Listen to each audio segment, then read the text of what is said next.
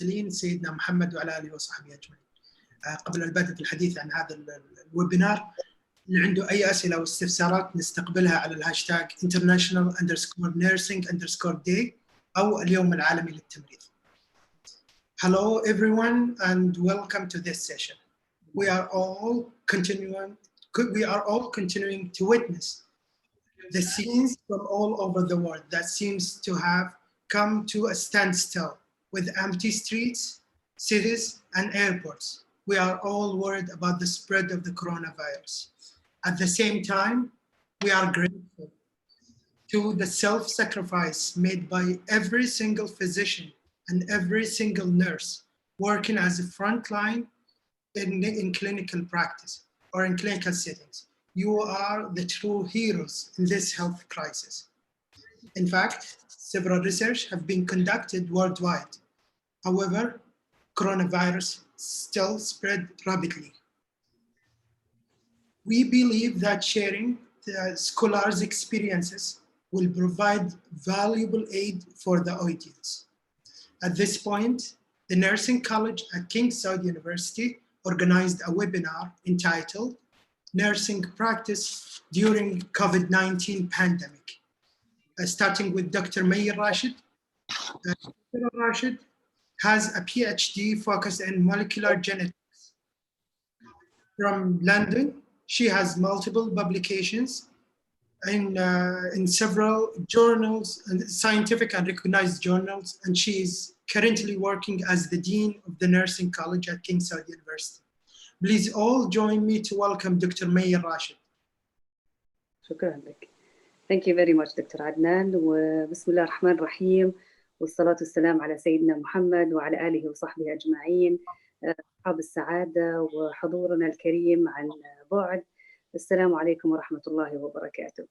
يسرني ونيابة عن منسوبي كلية التمريض بجامعة الملك سعود أن أرحب بكم في هذا اللقاء المبارك للنقاش حول واقع ممارسة التمريض في ظل جائحة فيروس كورونا المستجد، والذي يأتي تزامناً مع اليوم العالمي للتمريض وسنة التمريض والقبالة. نحتفل جميعاً في شهر مايو من كل عام بيوم التمريض العالمي للتعبير عن شكرنا وامتناننا للجهود التي يبذلها الممرضون والممرضات في خدمة المرضى وتقديم يد العون والعناية والرعاية. كما يصادف هذا العام إعلان منظمة الصحة العالمية لعام 2020 السنة الدولية للكادر التمريض والقبالة لإبراز عملهم وتسليط الضوء على الظروف الصعبة التي يواجهونها والدعوة إلى زيادة الاستثمار في القوى العاملة في مجال التمريض والقبالة. لا شك بأن مهنة التمريض مهنة عظيمة، وهي التخصص الذي يجمع ويوفق بين كافة التخصصات الصحية، بداية من استقبال المريض وحتى خضوعه لكافة المراحل العلاجية، وفق رؤية تتمحور حول العناية المستمرة والشاملة، إضافة إلى البعد الإنساني للتعامل مع المريض.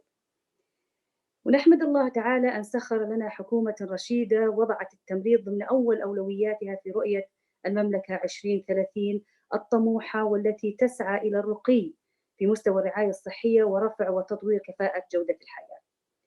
نلتقي اليوم مع أشقائنا من دول الخليج الكرام وفي هذه الساعة من شهر رمضان المبارك في ظروف استثنائية يمر بها العالم على المستوى الصحي والنفسي والاجتماعي والاقتصادي، ومع تزايد أعداد المصابين بفيروس كورونا المستجد، وجب علينا حشد وتنظيم الجهود في كافة التخصصات الصحية والاستفادة من التجارب الناجحة والخبرات والاطلاع على أحدث البحوث العلمية والممارسات الناجحة والوقوف جنباً إلى جنب لوقف انتشار هذا الفيروس والحد من آثاره على المصابين لحين شفائهم. يسرني أن أنتهز الفرصة في بداية اللقاء لتقديم الشكر الجزيل وعميق الامتنان لأصحاب السعادة رواد التمريض في الخليج لقبولهم الدعوة والمشاركة في لقائنا لهذا اليوم، سعادة الدكتورة عايشة علي المهري من دولة الإمارات الشقيقة، وسعادة الدكتور علي الحجرف من دولة الكويت الشقيقة، وسعادة الدكتورة أمل الغساني من دولة عمان الشقيقة، وسعادة الدكتورة لينا خنجي من دولة البحرين الشقيقة. وأحب هنا أضيف وأشكر وكالة الكلية للتطوير والجودة الدكتور سعادة الدكتور فهد الدخيل وسعادة الدكتورة منيرة بلوشي على التنظيم لهذا حلقة النقاش، وأيضا رئيس وحدة الأنشطة الطلابية الأستاذ عبد المجيد العنزي، والعلاقات العامة الأستاذة سارة كارشة على التنظيم والترتيب لهذا اللقاء. وأشكر لكم وجودكم، والسلام عليكم ورحمة الله وبركاته. Thanks, Dr. Meijer Rashid, for this great presentation. The second guest speaker is Dr. Ali Al-Hashraf. He is from Kuwait, and Dr. Al-Hashraf has a PhD in statistics from Leeds University. Dr. Ali has multiple publications, and he is currently working as the Dean of the Nursing College at the Public Authority for Applied Education and Training. Please all join me to welcome Dr. Ali Al-Hashraf. Thank you, Dr. Adnan, and allow me to present my talk in Arabic because I prepared it in Arabic actually. بسم الله الرحمن الرحيم، الحمد لله والصلاة والسلام على رسول الله. أخواني وأخواتي، السلام عليكم ورحمة الله وبركاته، وكل عام وأنتم بخير وأسعد الله مساءكم. بداية أحب أن أتوجه بالشكر الجزيل إلى كلية التمريض في جامعة الملك سعود، ممثلة بالدكتورة الفاضلة عميدة الكلية الدكتورة مير راشد، وجميع الزملاء الذين قاموا بتنظيم هذه الفعالية، والتي أعتقد أنهم وفقوا إلى بشكل كبير في اختيار موضوع الحلقة النقاشية، وكذلك التوقيت. هو التوقيت يجبرنا أن نتكلم في هذا الموضوع. أعددت اليوم ورقة بعنوان أضواء على قضايا ملحة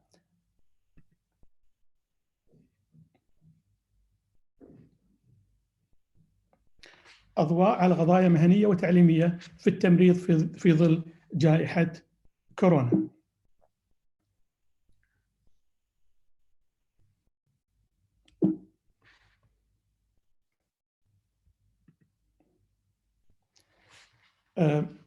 في الحقيقة كما تعلمون أن جائحة كورونا بدأت في الشرق في نهاية ديسمبر الماضي من العام الماضي، ثم تحركت غرباً وحطت برحالها في منطقتنا في أواخر شهر فبراير، ثم واصلت المسيرة غرباً إلى أن تقريباً اجتاحت العالم كله. في الوقت الحالي لا يمكن أن نجد دولة إلا وظهر بها الفيروس ما عدا بعض الدول القليلة. عندما حط هذا المرض أو هذه الجائحة في منطقتنا، أول من تنادى لمواجهته وهم الأطقم الطبية. وقلب الأطقم الطبية كما هو معروف هم أعضاء الهيئة التمريضية في أنظمتنا الصحية، حيث تولوا مهام ومسؤوليات واجهوا من خلالها الأعداد المتزايدة من المصابين بهذا الفيروس. وقد برزت من خلال ممارستهم لمهامهم، برزت هناك العديد من القضايا، ممكن أسميها تحديات، ممكن أسميها معوقات، أو ممكن أكتفي بأنها قضايا تحتاج لمن يبحث فيها ويسبر أغوارها. حاولت أن أسلط الضوء في هذه الورقة على بعض هذه القضايا التي استطعت أن أتتبعها نوعا ما، وصنفتها إلى 3 محاور. المحور الأول هو المحور المهني، والمحور الثاني هو المحور التعليمي، والمحور الثالث هو المحور البحثي. بالنسبة للمحور المهني، هناك تقريبا 5 قضايا أود أن أتطرق لها تحت هذا المحور، سوف أشير لها في البداية ثم سوف أتناولها بالتفصيل بعد أن أسردها لكم. القضية الأولى هي قضية العجز في الطواقم التمريضية.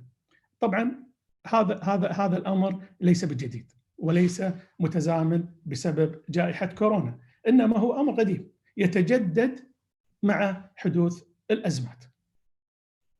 في تقرير أخير صدر عن منظمة الصحة العالمية وأعدته بالتعاون مع المجلس الدولي للتمريض وحملة نيرسينج ناو، ذكر هذا التقرير أن جائحة كورونا كشفت عن فجوة عالمية يتعين سدها بواقع 5,900,000 ممرض وممرضة حول العالم. طبعا هناك تقارير ثانية تقول أن هذا العدد أو هذا الاحتياج أو هذا العجز سيتفاقم بحيث سيصل إلى 9 مليون في عام 2030. كذلك أشار التقرير إلى أن المناطق التي تكون هذه الفجوة فيها أكبر هي مناطق شرق البحر الأبيض المتوسط، وهذا حسب تصنيف منظمة الصحة العالمية للمناطق في العالم. مناطق أو دول شرق البحر الأبيض المتوسط هي دولنا تنضم لهذا الإقليم، حيث يقول التقرير أن هذه الدول توجد بها فجوة أكبر من الدول الأخرى. وحث التقرير هذه البلدان على مواجهة هذا العجز من خلال زيادة خريجي تخصصات التمريض بنسبة 8%. سوف أناقش هذا الموضوع لاحقا، بس راح أسرد باقي القضايا تحت هذا المحور. القضية الثانية هي عدم التقيد والالتزام بالاحتياطات المعيارية الأساسية للوقاية من العدوى، وهذا الأمر قد يعني له أسبابه، ونعذر بعض الطواقم التمريضية على هذا الأمر، حيث زيادة عدد الحالات المصابة التي ترد للطواقم التمريضية وتحتاج إلى رعاية هي أكبر من القدرة الاستيعابية للطواقم نفسها. فلذلك تجد هناك بعض التهاون أو بعض عدم التقيد أو بعض عدم الالتزام في هذه الاحتياطات للحماية والوقاية من العدوى. كذلك في بعض الدول، أعتقد دول الإقليم عندنا لا تعاني من هذه المشكلة، لكن هناك في بعض الدول هناك شح في المستلزمات الوقائية مثل الأقنعة والقفازات، وهناك أسباب أخرى كذلك لعدم تمكن الطواقم الالتزام بهذه الاحتياطات. أدى هذا الأمر إلى تعرض هذه الطواقم للإصابة بالفيروس نفسه. وهناك أرقام تصدر، ولكن لم تكن هناك تقارير رسمية، ولكن هناك أرقام تصدر في الدول التي عانت من الزيادة الكبيرة والمسجلة في المصابين بالفيروس مثل دول أوروبا، حيث خرج أحد المسؤولين في النظام الصحي الإسباني قبل يومين بلقاء، وذكر أن عدد المصابين في الطواقم الطبية لديهم يصل إلى 19,000 شخص، وهذا رقم كبير جدا. مثل ما قلت هذا غير موثق في تقارير رسمية، إنما هذا من تصريح صحفي. بالنسبة لنا بالكويت صدر تصريح في بداية هذا الأسبوع من رئيس جمعية التمريض الكويتية، ذكر أن عدد المصابين من الطواقم التمريضية يصل إلى 90 ممرض وممرضة، نسأل الله سبحانه وتعالى لهم الشفاء العاجل، وهي نسبة قليلة قياسا في أعداد المصابين عندنا. وقد نرجع سبب هذه النسبة القليلة هو التحفظ الموجود في البروتوكولات المعمول بها لدينا في نظام الرعاية الصحية بالكويت، وكذلك توفر المستلزمات الوقائية في المستشفيات والمراكز الصحية. سوف أنتقل الآن إلى القضية الثالثة تحت هذا المحور، وهي بيئة العمل القاسية التي يعيشها الطاقم التمريضي في الظروف الحالية. هذه من إحدى القضايا المهمة والتي يجب أن يتم تسليط الضوء عليها. تأتي القسوة، طبعا احنا عارفين أن مهنة التمريض هي مهنة ليست بالمهنة السهلة، ولكنها مهنة لها إيجابيات الكثيرة، فما بالك إذا كانت أنت تمارس هذه المهنة في هذه الأجواء وهذه الظروف التي أعتقد في الجيل الحالي لم يمر أحد منا في مثل هذه الظروف طيلة حياته. فهذا الأمر أدى إلى ضغط كبير على الطواقم التمريضية في مواجهة هذه الظروف، ويأتي هذا الضغط إما بسبب كثرة أعداد المصابين، أو بسبب قلة ساعات الراحة، أو بسبب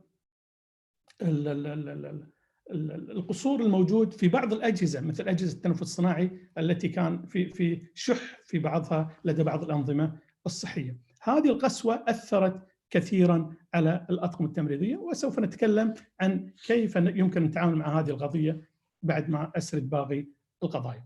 القضية الرابعة هي الحالة النفسية أو الضغط النفسي اللي الآن يعاني منه كثير من الطواقم التمريضية. دعونا نعترف بهذا الأمر. كثير من الطواقم التمريضيه تعاني الان من ضغط نفسي. سمعنا ورأينا كثيرا من المقاطع الفيديو التي ترد، وسمعنا كذلك أن في بعض الحالات يكون على الممرض نفسه أو عضو التمريض أن يختار من هو المريض الأكثر أولوية، لا يستطيع أن يقدم الخدمة لجميع المرضى الذي هو مسؤول عنهم، وعليه أن يختار من هو المريض الذي له أولوية من بين هذه المرضى. هذا بحد ذاته يشكل ضغط نفسي كبير على عضو هيئة التمريض، علاوة وعلى القلق اللي يعيشه عضو التمريض من الإصابة بالمرض نفسه، فكذلك هذا يشكل ضغط نفسي. هناك كذلك مفارقتهم لأسرهم لفترات طويلة. يعني احنا اليوم بالكويت هو اليوم 72 من تاريخ بداية مكافحة فيروس كورونا. هناك بعض الأطقم من 72 يوم لم يروا أو يجالسوا أسرهم، وإنما بينهم فيديو كولز باستمرار، لكن كأنهم يكونون بين أسرهم لم يتسنى لهم ذلك، وهذا لا شك يشكل ضغط كبير عليهم. النقطة أو القضية الأخيرة هي عدم الاستغلال الأمثل للطاقات المتاحة من قبل فرق المتطوعين. ولا نحن في كلية التمريض في الكويت تجربة في هذا الأمر، حيث فتحنا باب التطوع للطلبة والأعضاء التدريس في بداية الأزمة، وتقدم الكثير منهم، لكن بعد التنسيق مع وزارة الصحة ومع نظام الرعاية الصحية بالكويت تم اتخاذ قرار بأن يسمح فقط لطلبة السنة النهائية للتطوع مع الطواقم التمريض. طيب هذه القضايا الخمس دكتور عدنان اعتقد احتاج وقت اذا امكن زياده. مو مشكله، خذ وقتك. جزاك الله خير. جزاك الله خير. الان راح نتحدث كيف يمكن نتعامل مع هذه القضايا. دعونا نذهب للقضيه الاولى التي هي العجز في الطواقم التمريضيه. هذه القضيه مثل ما ذكرت لكم سلفا انها ليست وليده هذه الازمه، هذه قضيه سابقه وموجوده، ولا يكاد يخلو مؤتمر أو ورشة عمل أو حلقة نقاشية تخص التمريض إلا ويتم التطرق لهذه القضية. الآن بالنسبة أنا أتكلم عن دولنا بالخليج العربي، يجب أن نعطي هذا الأمر أولوية قصوى بعد مرور هذه الجائحة بإذن الله تعالى. كيف يكون ذلك؟ أنا أعتقد الآن ليس من باب التنظير أن نقول هناك عجز، إنما من باب الحاجة الفعلية. هناك حاجة فعلية لسد هذه الفجوة، هناك حاجة فعلية لتحقيق الاكتفاء الذاتي من الكوادر التمريضية الوطنية. أصبحت ضرورة وطنية، بل قد تكون نضعها في خانة القضايا الخاصة بمستلزمات الأمن الوطني. كيف نسد هذه الفجوة؟ أعتقد نحتاج إلى خطط تحدد أو شيء تكون ملزمة للجهات، وثانيا تحدد السبل لاستقطاب وتوجيه خريجي الثانوية عامة لدراسة تخصص التمريض. هناك حملات إعلامية لكن ليست كافية. أنا أعتقد يجب أن يواكب هذه الحملات الإعلامية حوافز مادية ومعنوية تجعل المهنة جاذبة للخريجين. في تفصيل كثير في هذا الموضوع، لكن لضيق الوقت سوف ننتقل إلى ما يجب أن نتخذه للقضايا الأخرى الموجودة تحت هذا المحور. بالنسبة للقضية الثانية اللي هي عدم التقيد بالاحتياطات المعيارية، والقضية الثالثة قسوة الظروف، والقضية الرابعة نعم الوضع النفسي للطواقم التمريضية. أنا أعتقد هذه تم إعطائها حيز كبير من قبل منظمة الصحة العالمية في البيان الذي صدر في تاريخ 1 مايو اللي فات حول الاجتماع الثالث لجنة الطوارئ المشكل بموجب اللوائح الصحية بشأن فاشية مرض فيروس كورونا كوفيد-19، حيث طلبت منظمة الصحة العالمية أو طلبت لجنة الطوارئ طلبت من الدول الأعضاء إعطاء الأولوية لحماية القوى العاملة الصحية من خلال إتاحة التدريب وتوفير معدات الحماية الشخصية وتطبيق تدابير الوقاية من العدوى ومكافحتها وتحسين ظروف العمل وتطبيق استراتيجيات الفحص التي توصي بها المنظمة. هذه كلها توصيات عامة، يحتاج وضع آليات في دولنا لتحقيق هذه التوصيات. هناك النقطة الثالثة اللي هي النقطة الأخيرة اللي هي عدم الاستغلال الأمثل للطاقات المتاحة. أنا أعتقد الآن هناك جيش يحارب فيروس كورونا، وهذا الجيش هو الجيش الأبيض نسميه. في الحروب هناك جيش العسكري يقاتل، وبالعادة يكون هناك جيش احتياط لهذا الجيش النظامي. لماذا لا يكون هناك نظام يرتب وينظم عملية المتطوعين في الأزمات الصحية، بحيث يكون هناك فرق طبية وطواقم تمريضية احتياط يتم تدريبها وتأهيلها، بحيث عند الحاجة يتم استدعائهم لسد الثغرات الموجودة في هذا الأمر. هناك أشياء كثيرة، عشان الوقت أحاول أني أسرع فيها. أود قبل أن نختم هذا المحور، هناك أمر مهم جدا يجب أن نأخذه بالاعتبار. يجب أن يتم إشراك الطواقم التمريضية في وضع السياسات وصنع القرارات فيما يخص قطاع التمريض.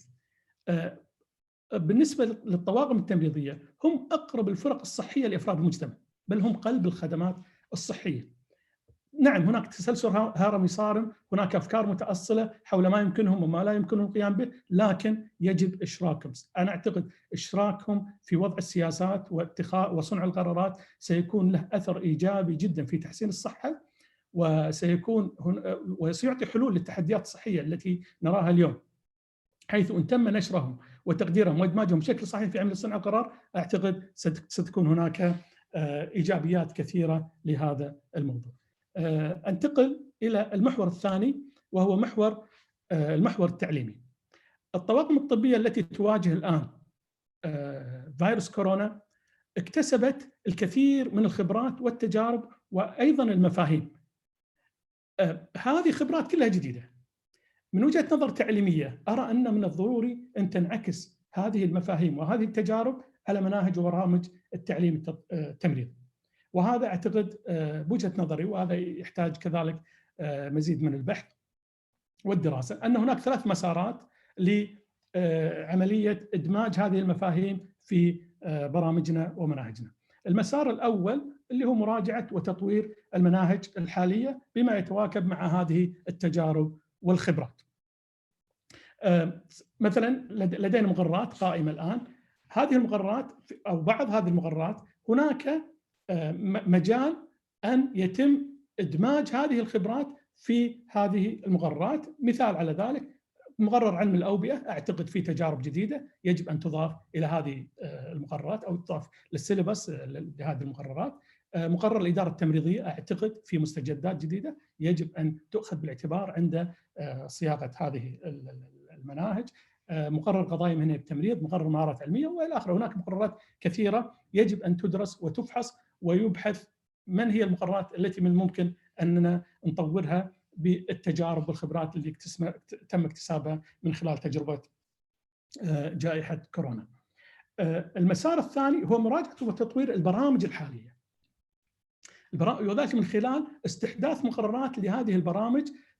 تقوم هذه المقررات بالاستفادة من التجارب التي عايشتها الطواقم التمريضية، وتقوم بإعطاء الطالب المهارات العلمية والعملية اللازمة في مواجهة مثل هذه الأوبئة. مثال على ذلك كان يستحدث مقرر يعنى بإكساب الطالب لمهارات تمكنه من المحافظة على الاتزان النفسي في ظل الجوائح، أو مقرر آخر يستعرض التجارب التاريخية للطواقم التمريضية في مواجهة الأوبئة، أو مقرر يشرح المعايير الأساسية التي تكفل الحماية والوقاية لعضو هيئة التمريض في وقت الجوائح وغيره من هذه المقررات.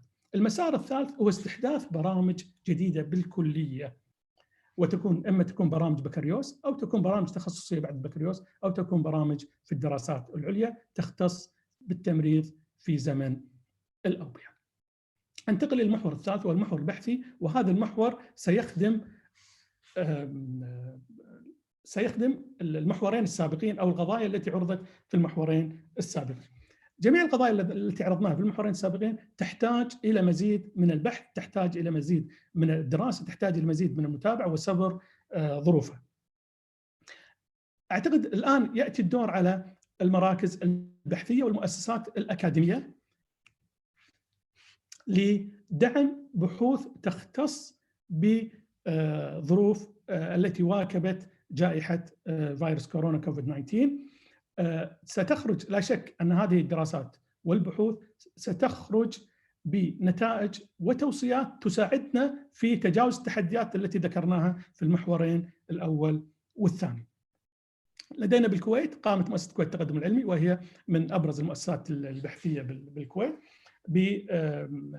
بطرح دورة استثنائية للبحوث، وعرضت دعم للبحوث التي تتخصص في مواجهة جائحة فيروس كورونا كوفيد 19. واعتقد ان هذه الدوره البحثيه سيكون لها مردود كبير جدا في معالجه الكثير من القضايا التي طرحناها سالفا. انا اعتقد ان طرح النتائج والتوصيات لهذه البحوث سوف يمكن قطاعات الخدمات التمريضيه في مختلف انظمتنا الصحيه من اداء دورها باحترافيه ومهنيه عاليه. اود ان نختم الان في بداية الأزمة وبعد إعلان منظمة الصحة العالمية في 11/3 على اعتبار تفشي فيروس كورونا كجائحة، وبعد التحول الكبير والتأثير الكبير الذي أثره هذا الفيروس على جميع مناحي الحياة، ترددت مقولة على أكثر من لسان وبتخصصات مختلفة، إما سياسية أو اقتصادية أو علمية أو تعليمية.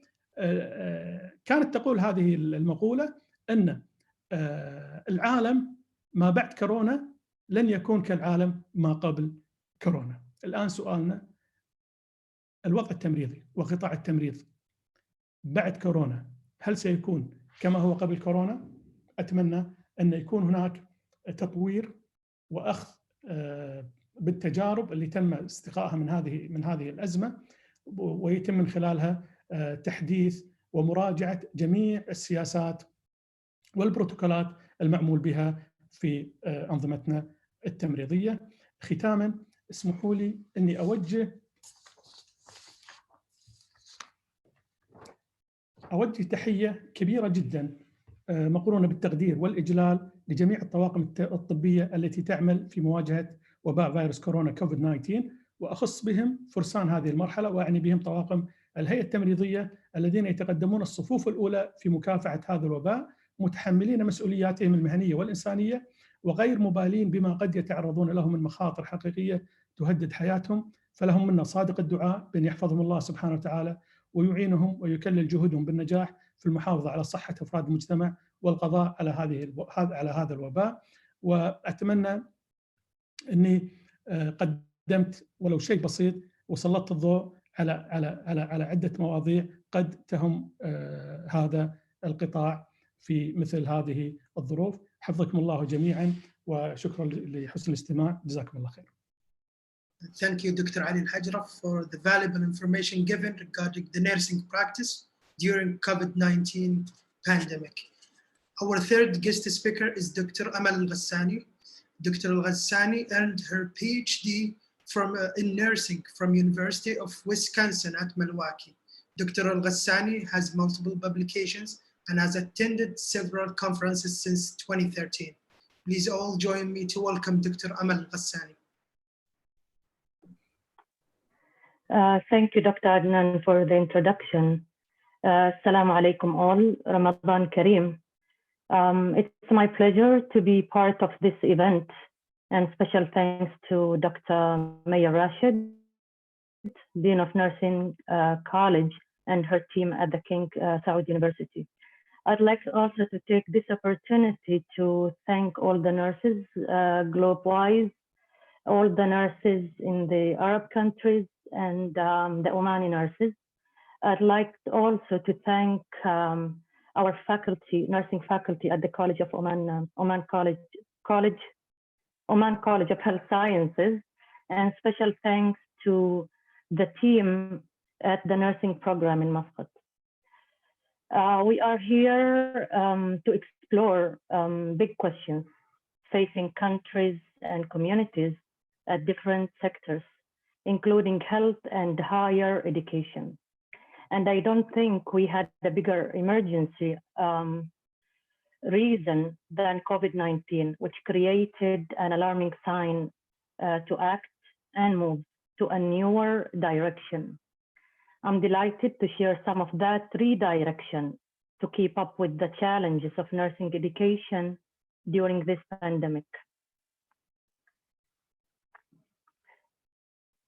And mind me, I did not share my slides, so you can see my title here also. Just a minute, please.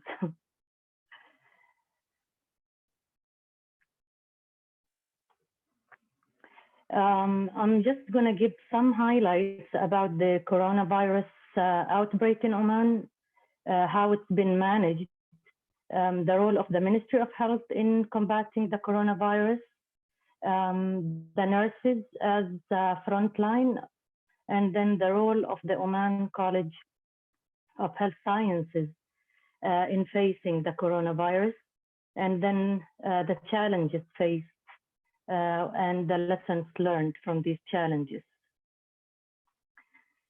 Starting with some highlights about the outbreak in Oman, the Sultanate of Oman announced its first 2 cases of COVID-19 back in February 24 of 2 Omani women who had caught the virus in Iran. And the number had increased since then to reach a total of 2,958 up to today, with deaths actually there was another case to be a total of 14, where we have 980 recovered cases. We are delighted to say that the COVID-19 tests and treatment in Oman were made absolutely free for all communities of the Sultanate, including expatriates.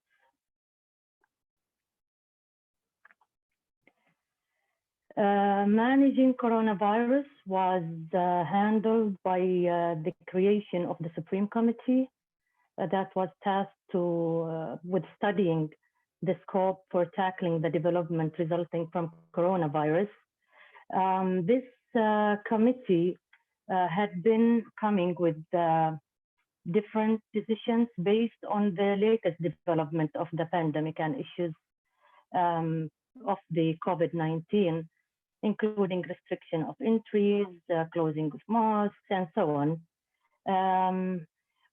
Including what's concerning us in this lecture is the suspension of studies in all educational institutions in the Sultanate until further notice, and that was announced in March 12th. Preparation of the health workforce, mainly nursing and physicians, the physical setting preparation to receive the cases with backup plans, release of different guidelines and updates, case definitions, isolation guidelines, tracing guidelines, and you name them, are some of the tasks that the Ministry of Health had adopted in combating the coronavirus. The Ministry of Health is playing a vital role in tackling the COVID-19 and working as one team to reduce its effect on the developments made by the Sultanate over the past 5 decades.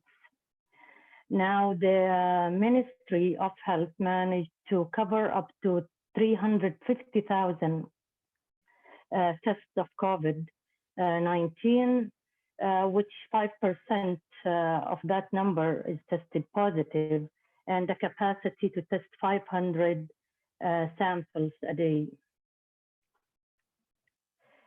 Nurses, for sure, are the backbone of the health sector and the COVID-19 frontline.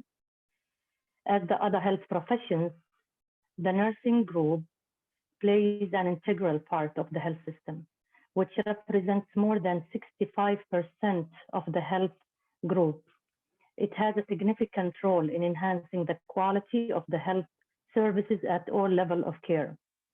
The number of nurses in Oman reached around 20,000, including 15,217 nurses who are working under the Ministry of Health, with 64% of immunization. Now, implementation of the strategic plan that have been developed to manage the crisis, along with the emergency plans in the health institutions to tackle this pandemic, had made it a must to train those nursing staff to prepare them and dealing with the infected or suspended persons and the proper way of using the infection control tools and devices. The nursing staff is responsible for equipping the department with all necessities of health equipment and medical staff to receive the suspected or confirmed cases with COVID-19, as well as allocating particular entrances to receive cases in order to be isolated from other patients. To also enhance the workforce of nursing at the Ministry of Health or the institutions, there was recruitment of 148 Omani nurses who graduated from the private educational institutions in 23 of March this year. And a backup plan has been developed as well to support the health institutions by providing more than 450 nurses at the 3 levels. Now, the 450 candidates come or they are a group of like a group from the health institutions, nursing groups of the school health, because they are not practicing now in schools, and our beloved 4th year students from the Oman College of Health Sciences, as well as the volunteers from the nursing retired categories. Before I go to discuss the role of the Oman College Health Sciences in facing COVID-19, allow me just to give you an overview of, about the college. The college is affiliated or belongs to the Ministry of Health, has its headquarters in Muscat with other 7 branches around the Sultanate, offers a bachelor degree in nursing, pharmacy, health information management, medical laboratory, medical imaging, and physiotherapy. There are 2,265 total number of students in all programs, academic programs, and 1,728 from those are in nursing. So you can see nursing is becoming a popular field. And that would be, I totally agree with Dr. Ali in finding ways to make those graduates of high school be more interested in joining nursing. And that's like it requires a big job. There are some actions were taken by the Oman College of Health Sciences, especially like after the announcement of the suspension of studies in all educational institutes. It had forced the college to redirect the approach of education, and the college had announced to resume the distance learning for the different academic programs via distance education platforms available for the remainder of the spring semester. Started on April 12th, we had started the online teaching, and it will end by the end of the semester, which is April 28th.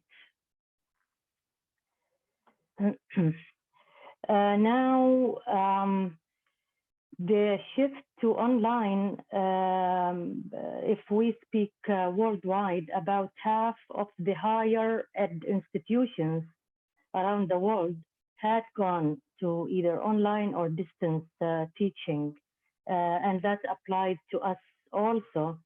And I totally agree that we went to the process of shifting to the distance teaching in an incredible rush, like, but we managed to start it, and we are continuing in that.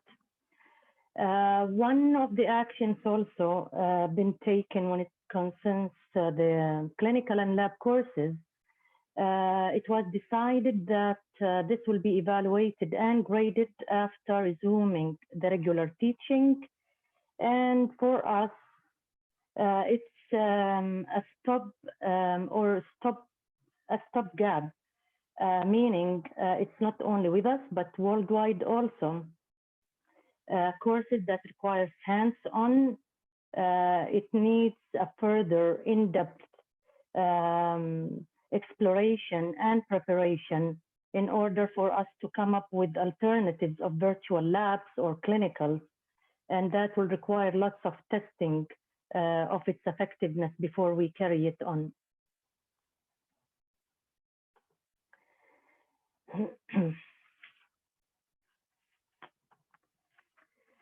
As a measure, the college had started with a structuring of timeline for the process of the online.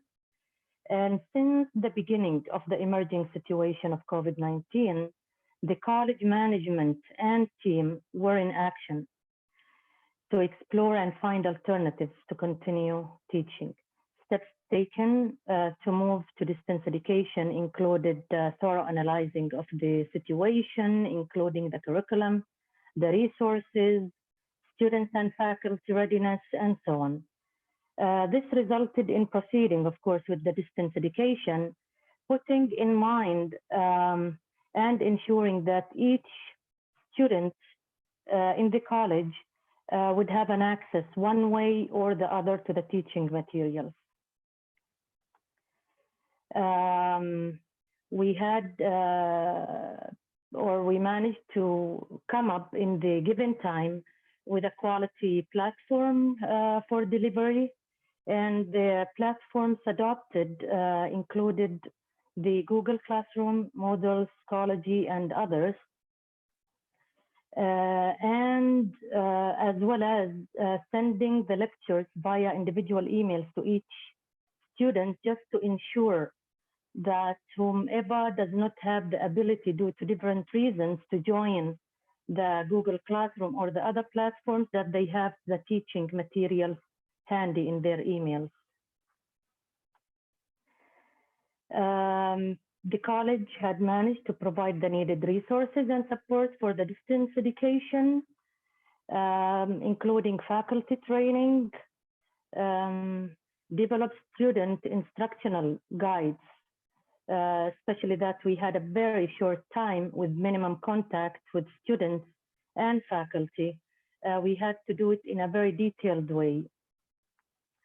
We had to redesign the course delivery method to match the distance education. Some other measures, we made the distance learning to be asynchronized, which means that the student is not obligated to attend and follow the educational materials within a specific time. And I was just reading an article that a synchronized teaching actually is considered as more of an adventurous method than the synchronized way. Also, we tended to avoid scheduled lecturing time and kept it open for students to view and reply based on convenience. Educational materials are sent or uploaded to the educational platforms once or on a weekly basis. So it allows students time to review, answer the worksheets, and do the assignments in their own convenient time. There were also certain hours made optional for discussion live, and the faculty had the options to use whatever means suitable for them, either chat groups, video meetings, or they can share like document sharing. We had also to restructure the evaluation method, because the assessment method that we had earlier might not match the remote learning.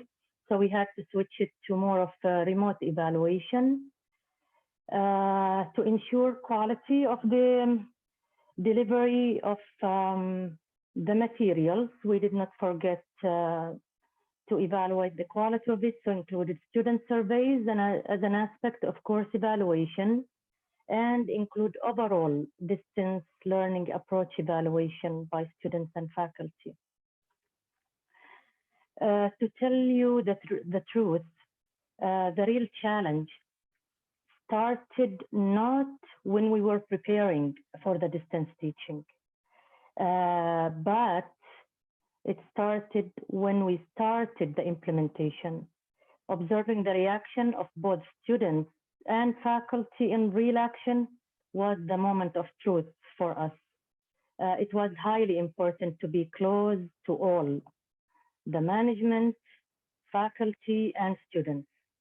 Was very essential to hear from them, give quick evaluation of the situation, reassuring sometimes, clarifying things, modifying as needed, and so on.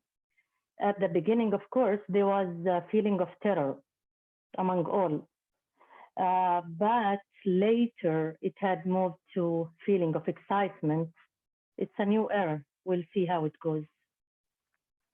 Continuing with the measures and actions taken by the Oman College of Health Sciences, there was a special plan actually for Year 4 students. In the presence of a group of volunteers from 4th year students, and in this special circumstances and crisis, there were a number of them volunteering at various actions or tasks in the Ministry of Health.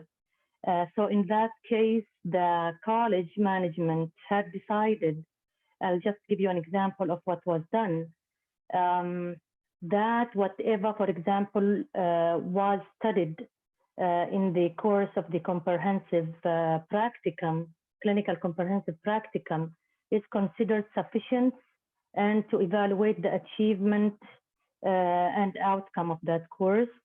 The remaining 3 courses that Year 4 are taking, as this is their final semester, they are taking the graduation project, entrepreneurship and leadership and management. And the same thing, so what has been studied so far is sufficient to evaluate the achievement of the educational outcome for these courses, provided that students are required to complete some remaining assignments. And for these courses, to work on them and submit them, we gave them about 3 weeks to do that, with the support, of course, with the faculty. Proudly to say that the nursing students at the college had played a very vital role in supporting the Ministry of Health in facing the COVID-19. The students had volunteered in 2 categories of jobs. One of them, they volunteered at the MOH call centers, and that's because of the high demand that the country is needed and the community is needing, and the workforce at the call centers had needed also some additional help. In call centers, they got a training from the nursing personnel from the MOH who are in charge of these call centers, funded by one of the big telecom companies in Oman. Volunteers also from the nursing program faculty had participated as supervisors for those students, providing support and follow-up. The students at the call center had shown high level of competence. They were fully engaged in the process, and they were working as full-time in these call centers. The other, and that like we have a total of 53 students volunteering in the call centers. The other category, we have volunteers in healthcare services, total of 77 students. Those students are already were well prepared for that. They had attended an infection control course. They are second line now, waiting for to be called by the Minister of Health at any time, ready for action. No doubt that we've been facing challenges while adopting this shift to the distance learning. Accessibility and internet were one of the challenges, especially knowing the geographical distribution of the Sultanate is wide, and like we vary from wadis to mountains to deserts, and we have number of our students who are living in those places. So that had been a challenge for them. Availability of equipment, because things had happened in so much rush. It's either was difficult for family to afford the equipment, and some faculties like to work from home, or lack of access to buy those equipment because things were closed. Another challenge was the preparedness for both faculty and students. Yes, we tried our best with the help of volunteers and the college IT and so on, but still it was like learning as we go, which, I mean, it improves some of our skills, but it still remains a challenge. Lack of immediate feedback, because it's it's a new system, out of not like face-to-face interaction, and some discipline because it's totally individualized, depending on each individual student and faculty. So distance learning, in short, requires you to have constant, reliable access to technology, which is the big constraint in here. Have we learned anything? Definitely, yes.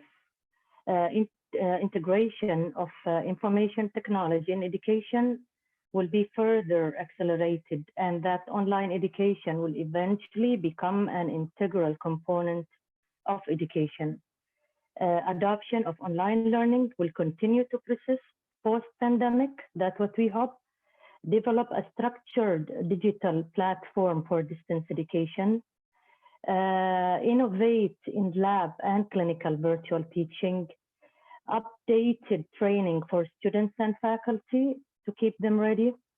Partnership with other higher education institutions or universities to develop that contingency plan. Taken in consideration, of course, with this is to put in mind what challenges have taken place in e-learning, what have been the global development in technology-enabled learning, and what lessons can be learned from the global development of e-learning. In conclusion, could the move to online learning be our next serious action for nursing education in Oman, especially with the massification and large growth in student numbers and limited resources? The need to update qualifications, as we can see it, everyone is asking for an upgrade in qualification in order to retain employment, has meant that students come to the university to study not for a degree, but for lifelong learning as well. Flexibility, and you might see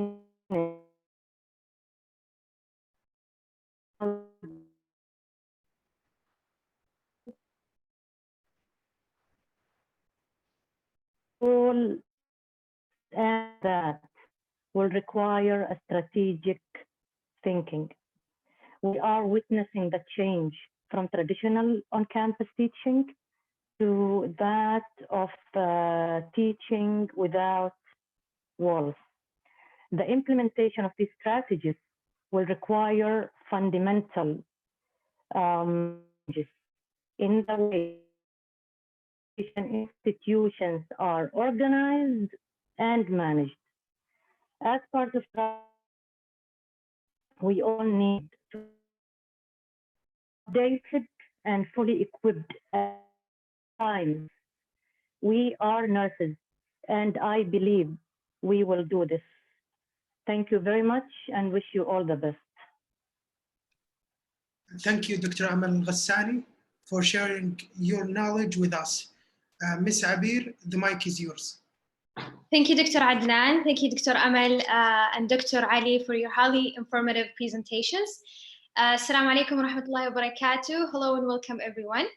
As we celebrate the nursing profession and nurses across the globe for the long history and constant and compassionate human care, we praise the sacrifices the nurses are currently making in the front line of fighting this COVID-19 pandemic.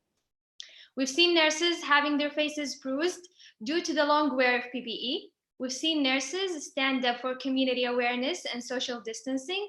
And we've seen nurses who got infected with COVID-19 and after treatment, they went back to work. A real appreciation goes beyond a simple thank you, and it should be manifested in supporting nursing advanced roles, nursing research and education, and clinical practice.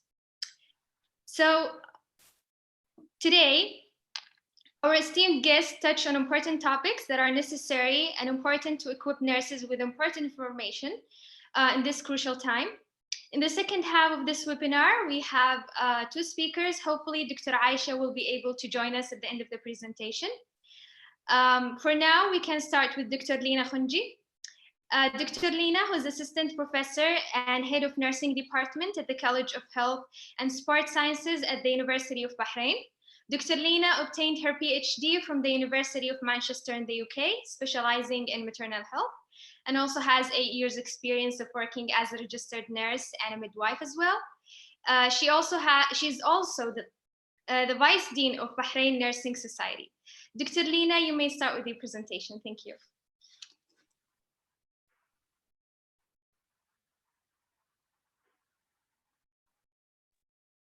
دكتور لينا, can you please unmute the mic? أعتقد المايك مقفل عندك. Yes. السلام عليكم جميعاً ومبارك عليكم شهر رمضان الكريم. Today I'm going to present or share in the webinar a part of my role in academic institute about the challenges in nursing education.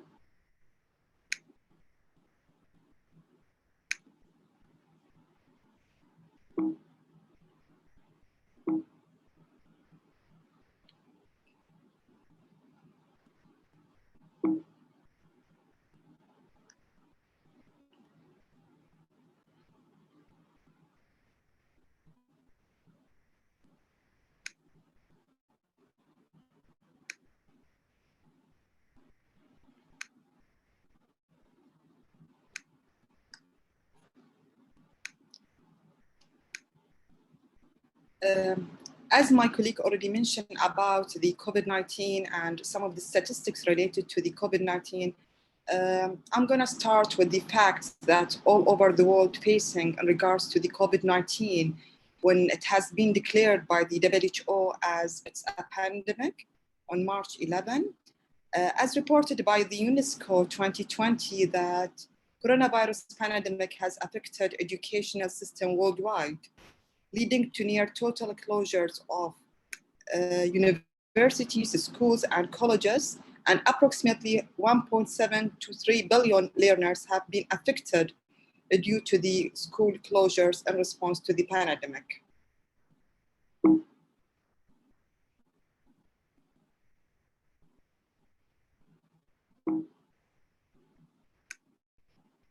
School closures impact not only students, teachers, and family, but also it affects the economic and societal consequences. So in response to the school closures, universities recommended at that time to use or to shift the on-campus learning to a different educational applications, such as using the platforms and using the remote way in teaching and learning, which was like for the purpose of limiting the disruptions of the education and teaching and learning process. So that time, I want to reflect about our experience in the Kingdom of Bahrain. And actually in this whole presentation, I'm going to share with you our immature experience, let's say, about dealing with COVID-19 in terms of higher education. When it was announced at the national level in the Kingdom of Bahrain that the coronavirus has been declared as pandemic, and it has been announced at the national level that the on-campus education should be suspended and all teaching and learning process should be taking place through the online virtual classes. So the fact that time that we were facing a sudden, unexpected transition from class teaching to online virtual classes. When it comes to nursing, it means it's not just about the on-campus learning. No, it's about the clinical training and hand-on practices, which is at the core of nursing education.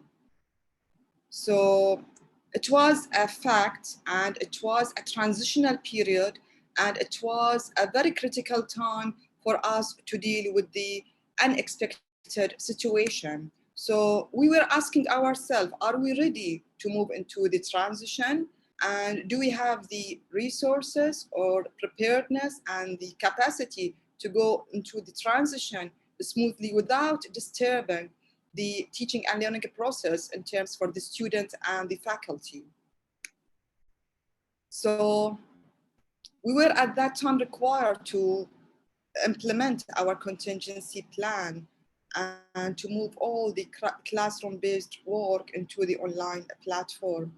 The good things about us as College of Health Sciences that we have been using the platforms for the couple of years in terms of some software such as the Model and the Blackboard, but we were not utilizing it 100%. We were utilizing it for uploading course syllabus, some of the assessments and announcements and discussion boards with the students, but it was not used to be one of the way of teaching on daily basis for our students.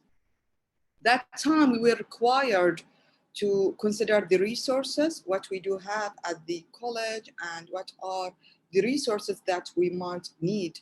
During that time, we have been asked to, for example, to upgrade some of the platforms that we are already using, such as the Blackboard to be upgraded to Blackboard Ultra, and to use also the Microsoft Teams, and in some other institutes in the higher education also, they have been moved to using the Zoom and some other platforms. That time, when it was, let's say, beginning of March, we were having a very intensive workshops by the university for all of the faculties as well as the students to be on board in using all those platforms. And we have been advised to be maintaining the consistency of using the platforms in terms of using just two platforms, which is the Blackboard Ultra and the Microsoft Teams for the faculty and the students.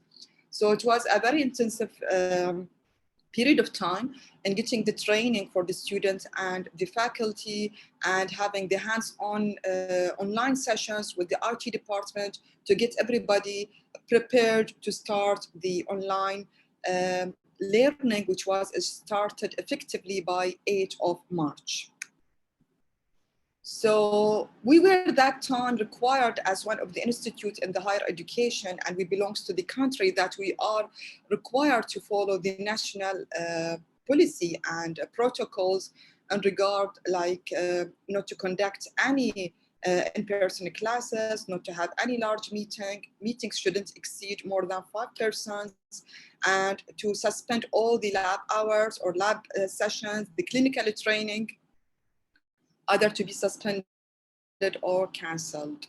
So as Dr. Amal mentioned about the technology use and the lack of the access of the technology, I think it's not only about one country, it's a worldwide situation that we should, during that time, to ensure that the teacher as well as the students having a good internet connectivity in order to make the teaching and learning process effectively, without having any disruptions, and to consider also those students with who are like not having the abilities of the good internet connections, or those who are having some special needs. So special consideration should be taken at that time for those group of students. And during that time also, due to the rapid spread of the COVID-19, there was also a shutdown of the libraries, which means that the students were not getting adequate access to the library to get the resources required, and they were like highly dependent on the online resources. So during that time, we were having a lot of worries, particularly about the courses which include clinical training and hands-on practice, more than the courses which are theoretical. Reflecting on our curriculum at the College of Health Sciences, maybe we do have structures of our nursing courses differ a little bit from the other colleges in the region, as I have conducted a benchmarking with other universities and colleges in the GCC region. In our college, that during the bachelor degree in nursing, we are offering the courses integrating the theoretical part with the clinical part. We don't have the separations of the theoretical courses and the clinical courses. So this means that the students during this semester are required to maintain or to fulfill all the requirements of the clinical component as well as the theoretical components, because both components are integrated within each individualized course. So that's why it was like a very difficult decision to manage the theoretical and clinical component, where we don't have the sufficient chance for the student to get a good clinical exposures. Other than this, we do believe as nursing faculty that whatever we have of facilities, even if we are having a good labs, or even we are having a good simulation lab with high fidelity mannequin, still we believe that nothing can replace the real contact with the real patient. So coping with the mechanism of replacing the clinical training, the actual clinical training on the hospitals, and hands-on practice with the clinical assessment methods, it was a little bit difficult, and it was not easily accepted by us. So we were in debate at that time whether placing students in the clinical setting or running some in-campus clinical training, and both decisions were not appropriate, because we were obligated to follow the national policy in avoiding any training in the institutes, colleges, and the universities, as well as the hospitals. At that time, we were required to develop our own policy, which we didn't have it earlier, about how to replace the clinical training by the online learning, and how to manage the situations while we are not being away from having the preceptorship training. Just an information that we at the College of Health Sciences provide the training for our students throughout the regular situations away from the COVID-19, under the supervisions of preceptors assigned to train our students in the clinical setting. So this was very difficult to have it during the COVID-19, if the hospitals accepted to allow our students, for example, the fourth year or the intern student, to go to the hospital and get the training. They won't get the preceptor as usual to train them and supervise them, because already the preceptors are totally engaged in providing care and helping the country in this critical situation. The other challenges that we were considered during that time, that if we had the opportunity of sending our student to the clinical training, we will put extra demand on the country, and also on the hospital. They will be using and consuming more of the personal protective equipment, where it should be totally under the use of the doctors and the nurses rather than the students during that time. So during that period of time, also, the hospital started to have a policy like restricting the visitors and even the students in entering the hospital during the COVID-19 situation. So the choice that time, we were not having actually that time any choice in regards to the clinical training and hands-on practice for our students. And during that time, we tried to implement part of our contingency plan into considering the clinical requirement or the clinical intended learning outcome and integrated within the assessment part of the current courses. So if I want to summarize the challenges that we have faced during that time, and I'm sure that most of us as an academic also facing the same situation. The transition itself, it was a challenge. Sudden transitions from on-campus training to totally being depending on the online learning. It was about the college preparedness in terms of having the software, the curriculum itself, and clinical within each particular course, the academic faculty themselves, whether they are ready to go into the process or not, the limited opportunities, and the student themselves having the sense of insecurity, anxiety, fear of unexpected future, because most of them, they were having the worries about when they will be graduated or when they will be completing their clinical training. They were during that time actually, and this is a point of fact, our students, they have been overwhelmed with multiple assessment methods because we have modified our curriculum into a COVID-19 curriculum where the students have been assessed on different curriculums online, and we started in some courses like creating from scratch some of the new assessment tools which are appropriate to be used through the online assessment way. We were having also a lot of uncertainty as well as our students, especially those who were about to graduate, and our students also had worries about the future impact on the quality of their practice in the future and the consequences of such decision. For example, some of the courses, the students have been offered the option of getting the pass or failed grade rather than to be graded as ABCD. So the student that time we're having the worries whether this will be accepted in the future when they are thinking of getting their higher education in nursing.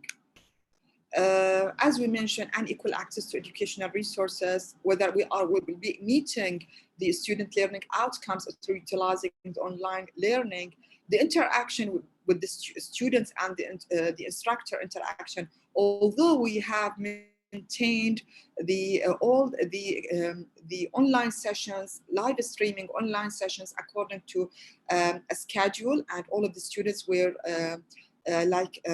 attending the online sessions, and we were also recording the sessions, like making them all available for the students who didn't get the chance to attend the classes online to have the access in later time.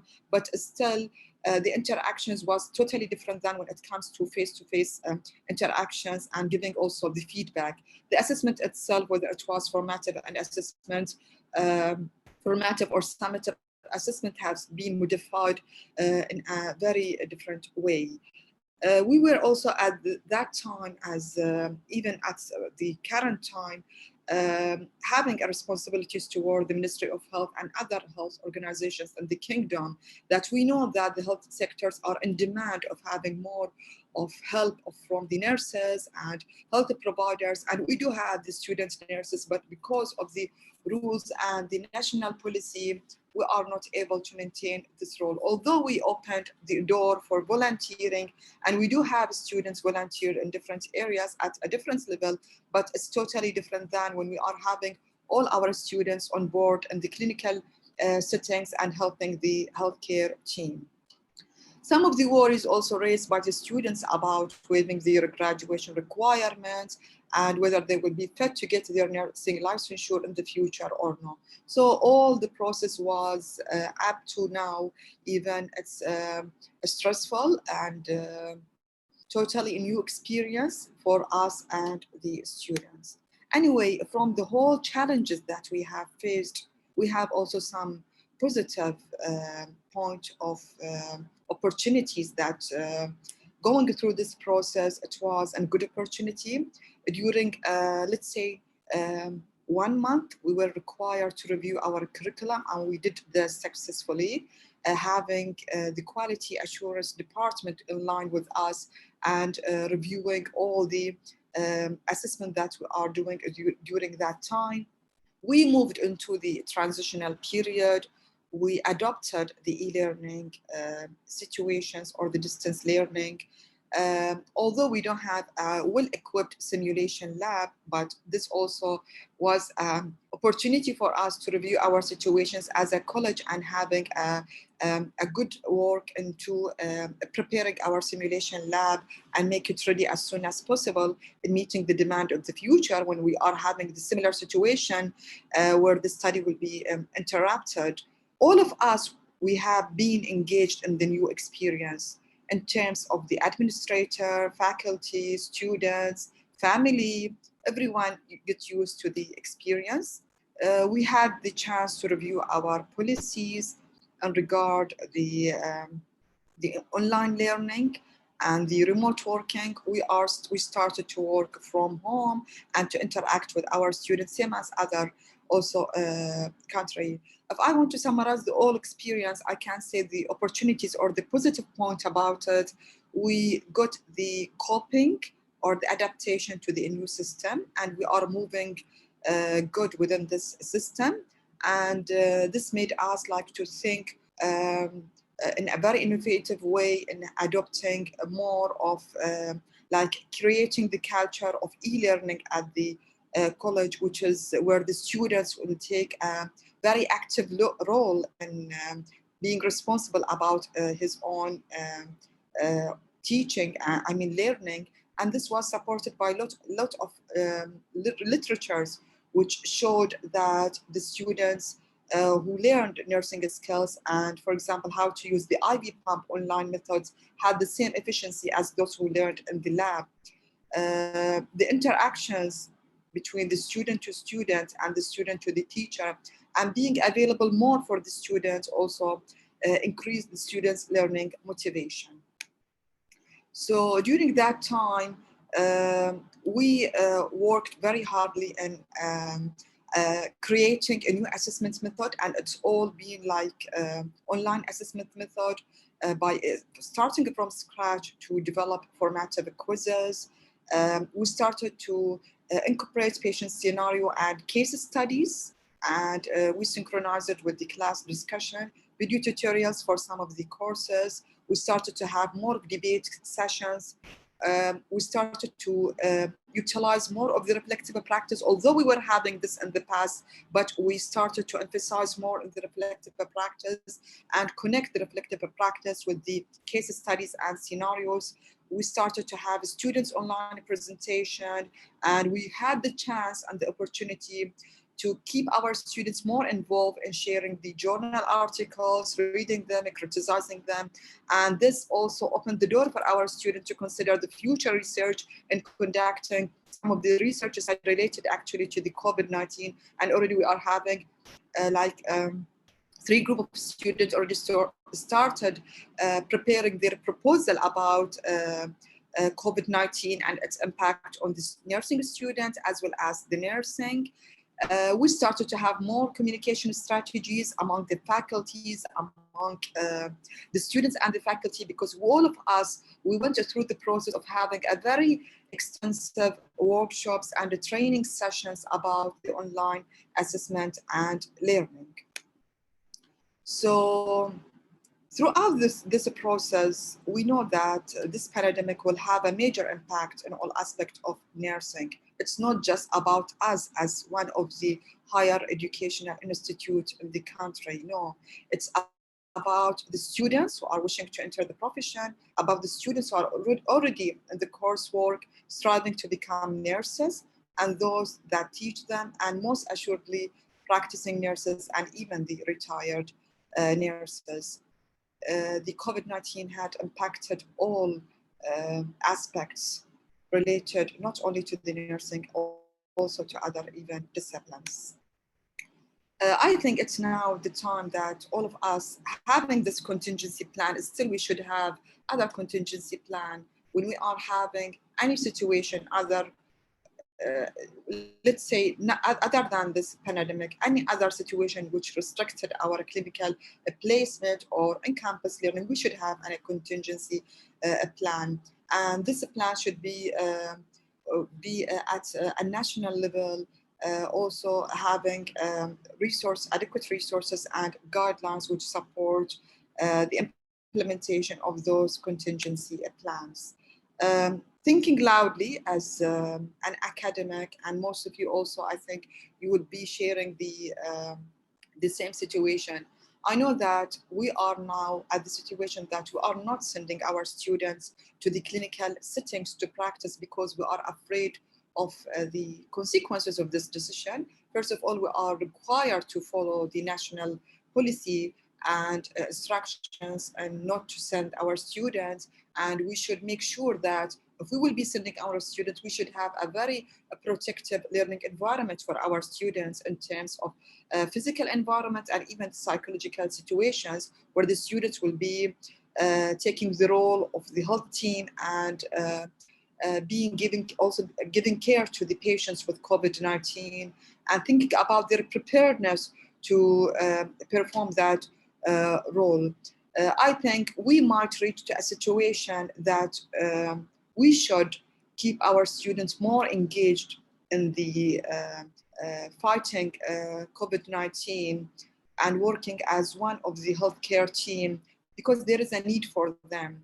And we should keep them as early as possible ready to be engaged in fighting the COVID-19 and helping the kingdom and working as effective team member in this critical situation.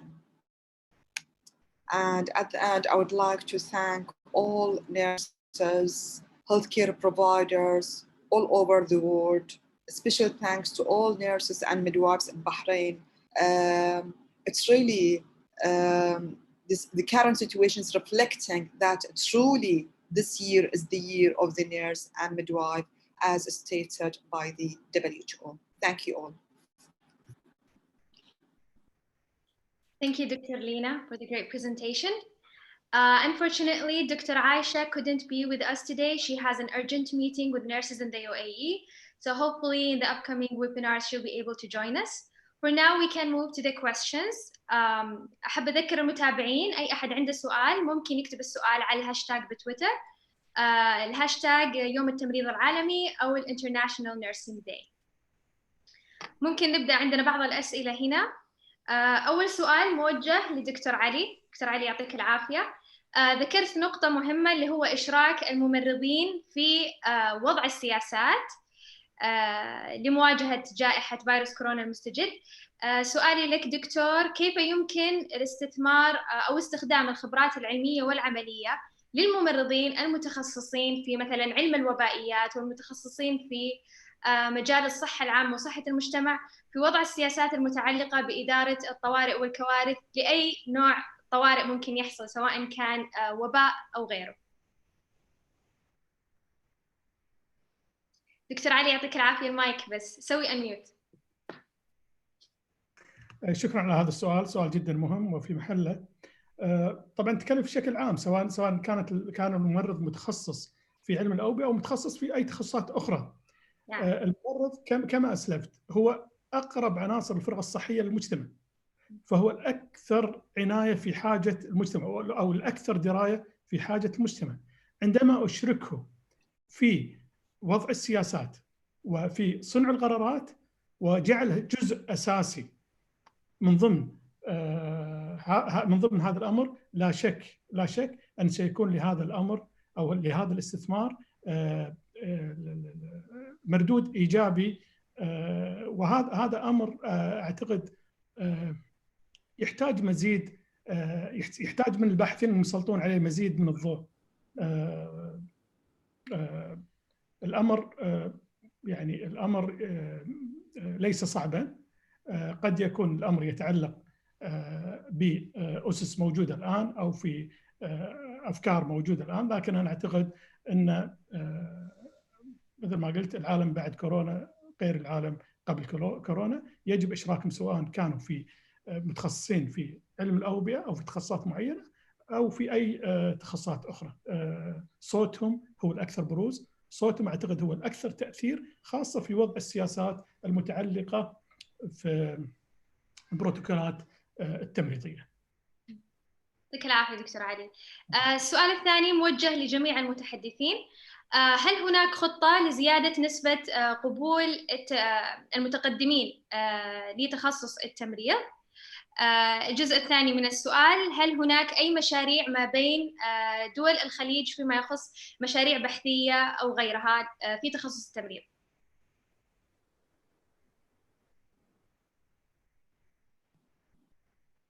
إذا تسمحي لي حجاوب على جزئية موضوع القبول وأعداد القبول والأعداد اللي تستوعبها الكليات. احنا تجربتنا في جامعة الملك سعود كان القبول قبول موحد، وكان في للكليات الصحية كلها، وكان مسار صحي. فبدأنا من سنتين تجربة القبول المباشر للتمريض، بحيث انه الشخص رغبته الاولى تمريض يدخل على طول على مسار التمريض. وكان تحدي بالنسبه لنا، لان البعض كان يعني خاصه اللي هم خارج منظومه الكليات الصحيه كان يرى انه ما حيتقدم لكم احد، خلوها في مجموعه واحده عشان لعله يكون عندكم طلبه. اصرينا وقتها على ان يكون قبول مباشر، وفعلا عدد المتقدمين كان بالالاف. احنا كانت الدفعة الواحدة للطلاب ما تتجاوز 50 طالب أو 30 إلى 50.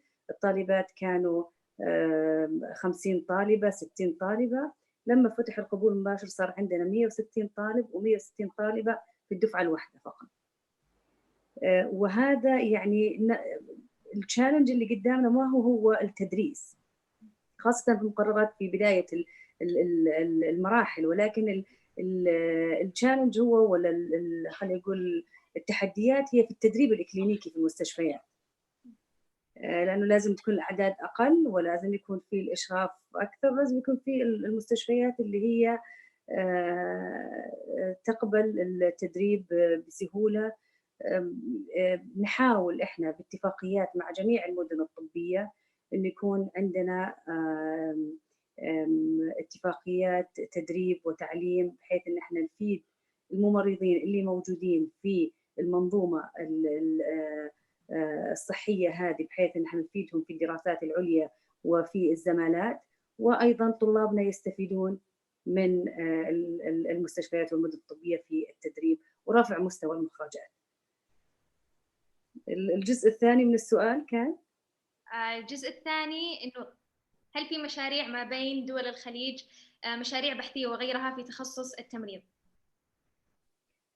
أعتقد أنا إذا كان طبعا الآن المجال مفتوح يعني، وإحنا بالعكس يعني من أهدافنا هو ليس فقط الأبحاث المتخصصة في التمريض، ولكن المالتي ديسيبلينري ريسيرش والانترديسيبلينري ريسيرش بين التخصصات المختلفة، بحيث يخدم في الأخير المواطن ويخدم المريض والمنظومة الصحية والرعاية الصحية يرتقي بها.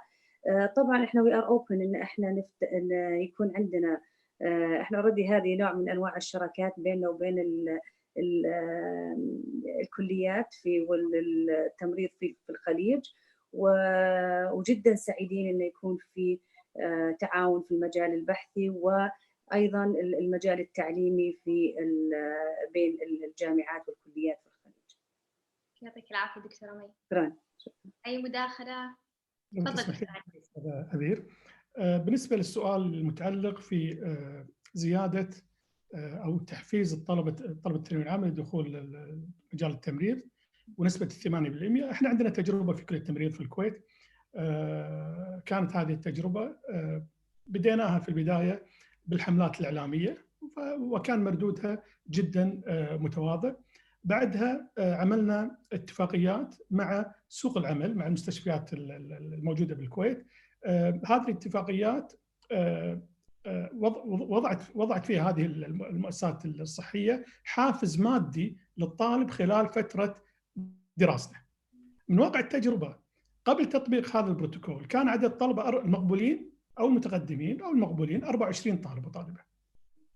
بعد في سنة تطبيق الاتفاقية قفز هذا العدد إلى 107 طالب، فكان في قفزة تقريبا 300% أو 350%. لذلك أنا أؤكد أن الحافز المادي هو الأكثر جذبا للطلبة، لأن الطالب الآن طالب خريج الثانوية العامة عنده خيارات كثيرة، وبيئة العمل في التمريض صعبة جدا. لن يقدم على هذه البيئة ما لم يكن هناك حافز يرضيه ويغنيه عن الخيارات الأخرى. احنا استمرينا بكلية التمريض في تقديم هذه الحوافز حتى أن نقدم حافز مادي للطالب من كلية التمريض، من الهيئة العامة للتعليم التطبيق والتدريب، نسميه حافز تخصص نادر، وهو يصل إلى مبلغ 350 دينار. هذا فعلا هذا الحافز كذلك أدى دور. قبول للعام الدراسي الماضي كان قبول سنوي، كلية التمريض وصل تقريبا 280 طالب وطالبة، وهذه قفزة جدا كبيرة في أعداد القبول في كلية التمريض. أنا أعتقد بالنسبة لمنطقتنا بالخليج المستقبل الوظيفي هو للتمريض، لكن يجب الاهتمام في هذا الجانب، يجب تسليط الضوء عليه، ليس الضوء الإعلامي، وإنما مثل ما قلت لكم طلبة خريج الثانوية العامة الآن أكثر وعياً بالفرص الموجودة. بالسابق الطالب كان يشوف زميله وين بتروح أنا بروح وياك، الآن لا، الطالب قاعد يفرز، قاعد يطلع الخيارات، وين أفضل خيارات، وين المستقبل، وين الكارير موجود. لذلك يجب أن احنا نتواكب مع هذه الاحتياجات لدى خريجين الثانوية العامة إذا كنا نريدهم أو نريد أن نستقطبهم في قطاع التمريض. أتفق معك دكتور علي، لابد يكون في تطوير مهني وتعليمي مستمر، كذلك حوافز مادية، وبرضه تشجيع على التخصصات الدقيقة في تخصص التمريض. ممكن دكتورة أمل، دكتورة لينا، عندكم أي مداخلة أو ننتقل للسؤال اللي بعده؟ طيب يعطيكم العافية. هو السؤال هذا موجه لكم لأنكم ركزتوا على الجزئية الأكاديمية يعني من البرزنتيشن، مقارنة بالتجربة الأولى في complete transition to online learning. كيف كانت ردة فعل الطلاب في المرة الأولى وبعد فترة من تجربة الأونلاين learning؟ وهل تعتقدوا أن الطلاب وأعضاء هيئة التدريس مستعدين للcomplete online education، خصوصاً إذا أنتم ما طبقتوا هذا الشيء بالشكل الكلي من قبل؟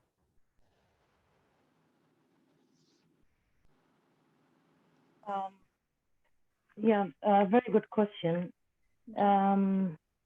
From our experience at the Oman College of Health Sciences, and particularly in the nursing programs, this was the first trial.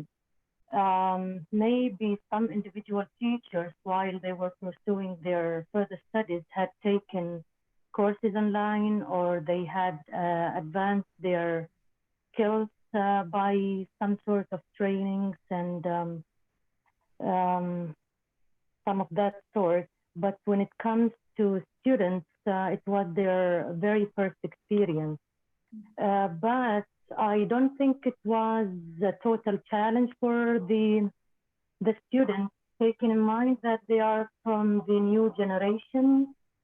They are fully equipped with the tech, use of like different sorts of technologies. I mean, they are highly tech than us. They only needed the guideline, and for us, the big struggle was how to structure it to the best level. Implementation for both sides, the students and the teachers. With the short time given, I think we've done pretty well. There was a very unique collaboration and understanding, mutual understanding between the management and the faculties. The willingness was I consider it like a willingness to cooperate. All those factors had played a big role. And shifting to the online, I think what had happened with the corona, it's something very unique that made us think outside the box. And whatever we thought initially, it's impossible. In reality, it's so doable. I think we are up for it. Thank you. Thank you, Dr. Aman. If you allow me to comment, yes. Yeah, reflecting on the online learning, I can see about our experience as University of Bahrain. It was a good experience in terms that we had a structured system and getting everybody trained for the online learning. Before starting the actual online learning with the student, we had 1 week of intensive training workshops for all of the academic faculty. So we had the chance of having the hands-on training on those platforms and preparing ourselves to create the quizzes, the rubrics for the assessment, everything related to the online. So once we started to put our hand into the practice, we started to be like familiarized with it and having it in a very good way. The same manner was also applied for the students. There was a structured system for the students, and the university prepared tutorial videos for the faculty and the students, which teach them how to utilize those platforms. So I feel it was a good opportunity and experience, and it's now part of our teaching and learning process. All right, thank you, Dr. Lina. We're getting more questions from Twitter.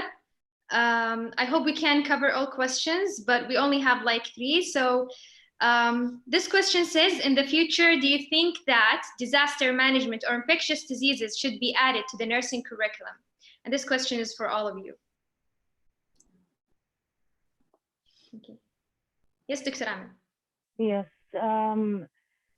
In our curriculums, it's already part of the curriculum. We teach it in different levels, and mainly it has a big component already embedded in the community health nursing course, where we teach that what is corona